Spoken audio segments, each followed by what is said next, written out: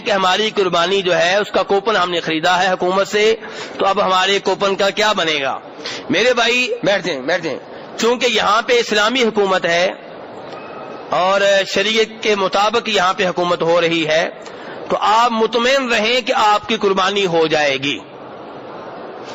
Islamic university مدینہ منورہ، وہاں کے پروفیسر اور وہاں کے پی ایچ ڈی اور ماسٹر کے اسٹوڈنٹ، ان کی نگرانی میں قربانی کا یہ کام ہوتا ہے۔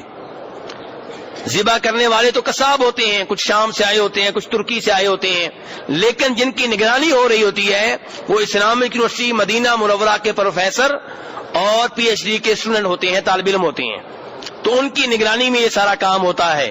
وہ لکھ رہے ہوتے ہیں کتنے جانور ہو گئے اور کیا قبلے کی طرف منہ کیا گیا کہ نہیں کیا گیا، بسم اللہ پڑھی گی کہ نہیں پڑھی گی، سارا کام ان کی نگرانی میں ہوتا ہے۔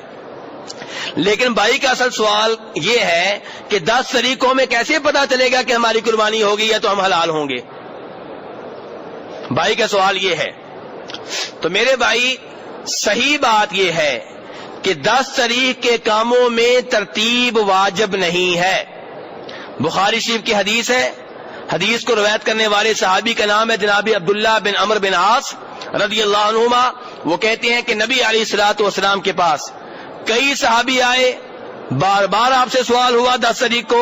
کسی نے کہا کہ میں نے یہ ترتیب آگے پیچھے کر دی ہے، کسی نے کہا میں نے یہ کام آگے پیچھے کر دیا ہے۔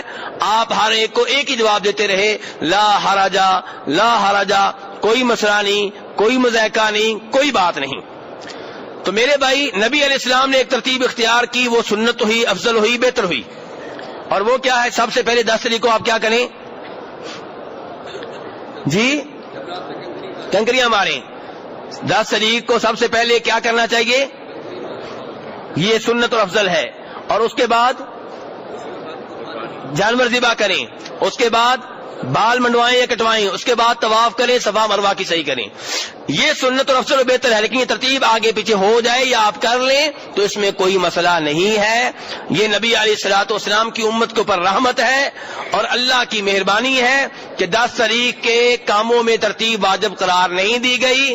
اگر یہ ترتیب واجب ہوتی، آپ تصور کریں کیا ہوتا کہ سارے ایک وقت میں 35 لاکھ آدمی کنکریاں مارتے، پھر 35 لاکھ آدمیوں کی قربانیاں ہوتی، سارے کنکریاں مار کے ادھر ہی بیٹھ جاتے، سارے کے سارے بیٹھ جاتے 35 لاکھ، فون آئے گا تو آگے چلیں گے۔ اب قربانیاں جو ہیں کتنے دن تک کرنا جائز ہیں؟ 3 دن تک، چلیں 3 دن لے لیتے ہیں، 3 دن جائز ہیں۔ اب 3 دن تک وہ لوگ ادھر ہی بیٹھے رہتے جی، کیا آگے نہیں چلیں گے؟ ہم بال نہیں مڑوا سکتے کیونکہ قربانی کا فون نہیں آیا۔ تو میرے بھائی اللہ کا شکر ہے کہ اس دن کی کاموں میں ترتیب واجب نہیں ہے۔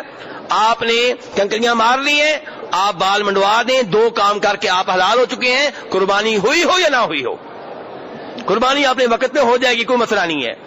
آپ نے کنکریاں مار دیں، بال منڈوا لیے، طواف کریں، صفا مروہ کی صحیح کریں، پھر رات مینا میں آ جائیں، اگلے دن پھر کنکریاں ماریں، آپ اپنے کام کرتے رہیں، حکومت اپنے کام کرتی رہے گی۔